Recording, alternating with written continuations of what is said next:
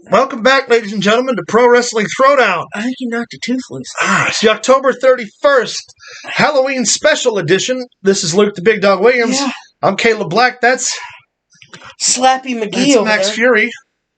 And it's time for today in wrestling. It's time for today in wrestling history. This is where we turn the segment over to Max Fury, and he's going to give us a bit of a history lesson about today. He already gave us a lesson. Yeah. Jesus. I'll teach you. Definitely got taught. All right. We start out with some birthdays. It's Halloween. We got a full moon. It's going to be blue. It's a nice day.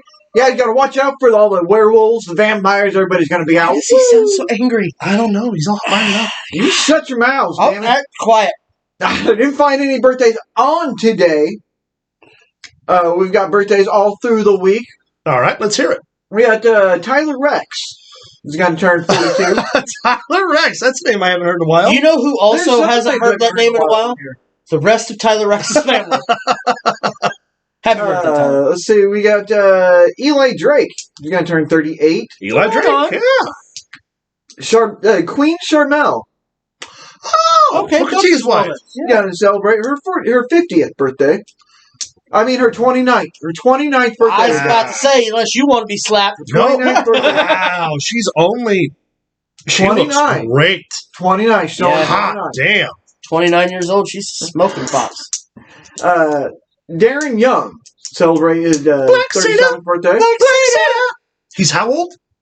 37. Okay, 37. I thought you said 27. I was like, that makes sense. He was also one of the ones that were announced for that tournament as well. Oh, okay. Nice. Nice. Yeah. Samir Sai. No, Samir Singh. Oh, Samir Singh. Yeah. Of the Singh brothers. yeah. The tag team. Bollywood Boys. Bollywood Boys, yeah. Oh, she's going to turn 33. That tracks. Don Marie. Oh. Also that five number that I'm not That we're not gonna- speak yeah. of again. Jesus, really? Yeah. God, I'm old. And she's still so just so fun. so dumb. Cameron. Did you know that she had sex with Tori Wilson's dad and he died of a heart attack? You remember when all that took place No. on TV? Okay. And then come back to life a week later. It was crazy. Crazy. Cameron. Okay. Turned 28. That's not Naomi. Yeah, That's the Funkadactyls. Okay. Yeah. Andrade. Who used to have a longer name, but now he's just Andrade. Andrade Cien Almas. Zuni's just going to be called Also known as Charlotte Flair's fiance. Mr. Flair. Will turn 31. Allison Kay will turn 33. He's only 30. Yeah. Are you... He's older than Allison Kay? Or younger than Allison Kay, I should say? That's what my sources said. Wow. That's crazy. I am sick to my stomach right now. I need a minute. Are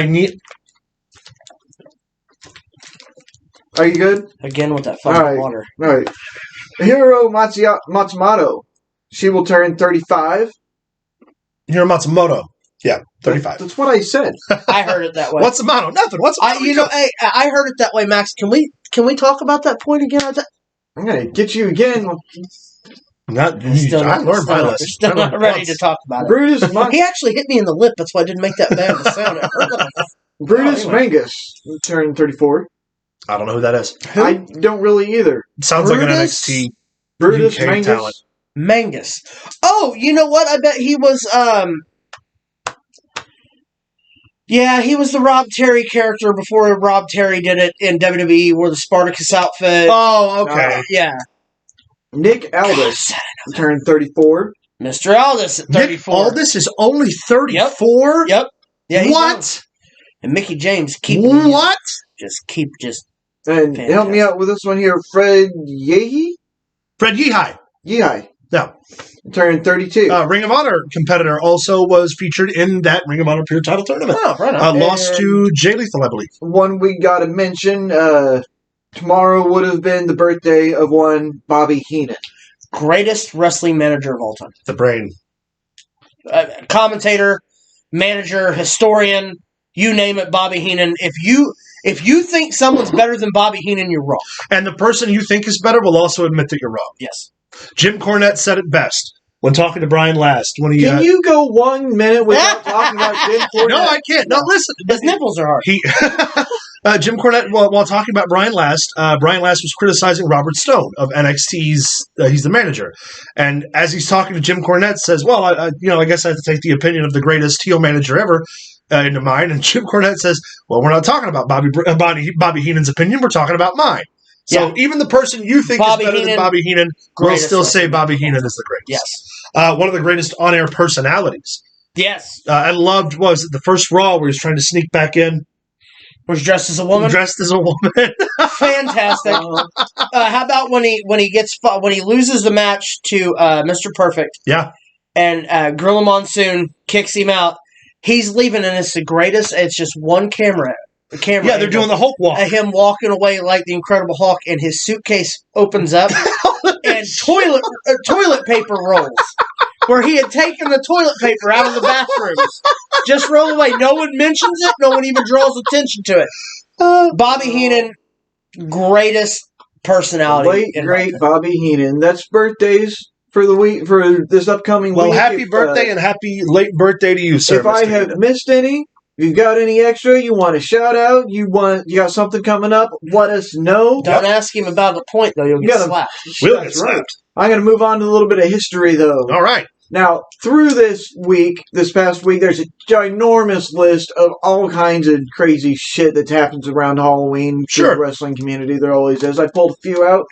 One of them was when Christian left WWE for TNA. Yeah, in October of 2005. Right after Christian's hottest single run period, where would have been the perfect time to put the belt on him, they elected not to. And so he left for greener pastures, and in 3 or 4 months in TNA became NWA World Champion. I remember in his first promo, he got on there and he's like, I don't want to watch, how do you put it? I don't want to watch people pull hands out of old ladies. Yeah. And this, that, and the other, make fun of people with cerebral palsy. I come here to wrestle. I remember his debut episode when he finally comes out. Scott D'Amore's there trying to recruit him to Team Canada. And Scott D'Amore's telling stories about how Stu Hart stretched Adam Copeland's rectum in the dungeon. And Christian removes the jacket. He's got the Team Canada shirt. Him and D'Amore are hugging. Then they're fucking off, and Jarrett's in the ring or whatever. And then Team 3D comes out, and they go to put Jarrett up in the tables. And then fucking Christian takes that Team Canada shirt off, and he's got the TNA shirt, whips him into the Unprettier, and drops him. Yeah, it was fantastic. Such a great debut. Yeah, good show. And also the first major acquisition from the WWE to go to TNA. Yes. Mm-hmm. Obviously, they'd had WCW guys. Kevin Nash was already there. Diamond Dallas Page had been there. Scott Hall, Macho Man, several other names. Jeff Jarrett, obviously. But Christian was the first guy to leave the WWE. To literally jump ship. To join TNA. And following that was 2005. Following that, it was also this week in 2009 that Hogan signed with TNA. Yep. Hogan signed, Hogan signed with TNA, but his financial deal went exclusively through Spike TV. Yep. Spike TV negotiated the deal for both Hogan and Eric Bischoff.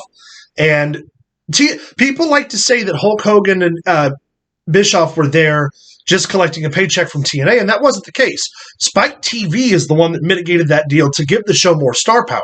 Spike TV footed the bill. TNA never lost $1 on Hogan and Bischoff. And when people say that, I like to correct that mistake, because that was the entire network still saying, in 2009, Hulk Hogan's still a name, still a star, and he's going to draw ratings for us, and he did.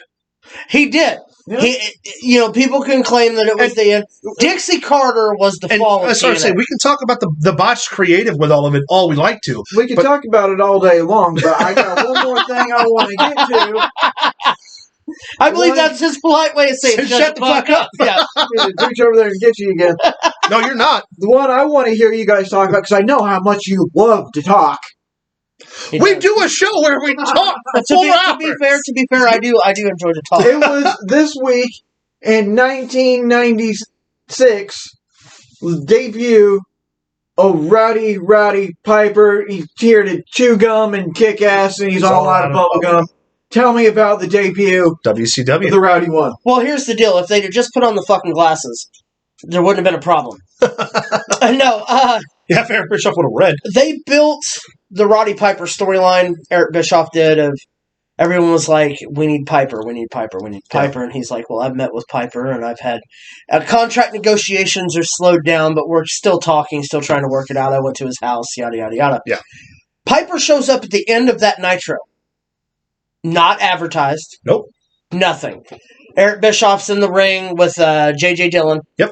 And he's like, "What's the story on Piper?" And Bischoff's like, "Yeah, he's not interested. This, that, and the other." Then, of course, the bagpipes play. Piper comes out and he's like, "Oh yeah, so yeah, you come and hanged out with me. Yeah, that's cool. What's my driveway look like? Like, how long did it take you to get to my house from the main road? You said we had dinner. Well, what do we have?" And this, that, and the other, and you can see it on Bischoff. And Bischoff's trying to back out of it. He's like, well, this is how it happened, and Piper's like, "No, why are you lying to the people? Right. You never talked to me." And this, that, and the other. And then, of course, the NWO jump Piper.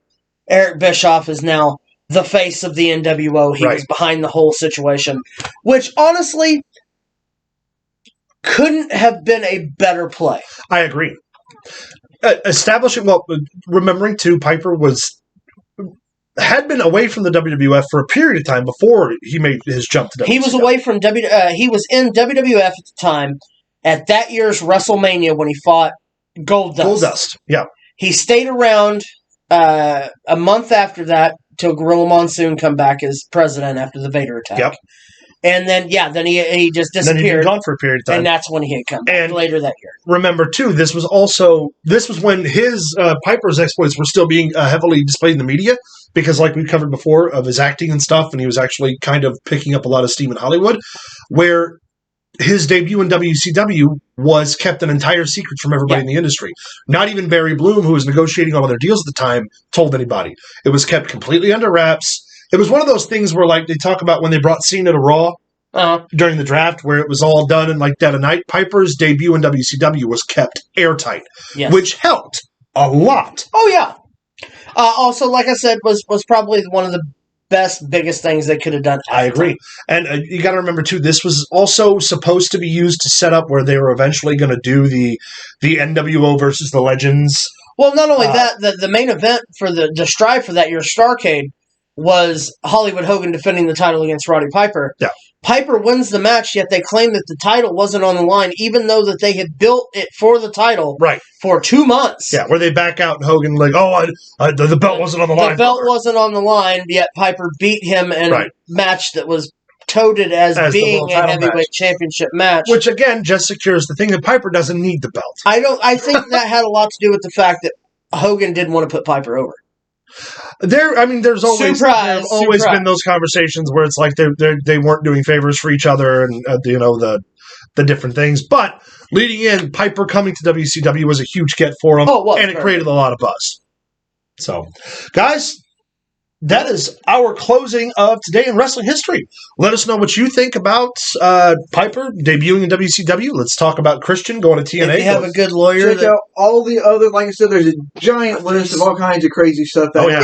Halloween's always a crazy time in pro wrestling. Most certainly. Let us know in the comments down below after you like and subscribe. Find us on Facebook at facebook.com/Pro Wrestling Throwdown. Send us an email at prowrestlingthrowdown@gmail.com. Find us on Twitter at Pro Wrestling TV. And don't get slapped. And stay tuned. Yeah, don't ask for points, that's for sure. Stay tuned for our tribute to the one and only Tracy Smothers. Everybody dies.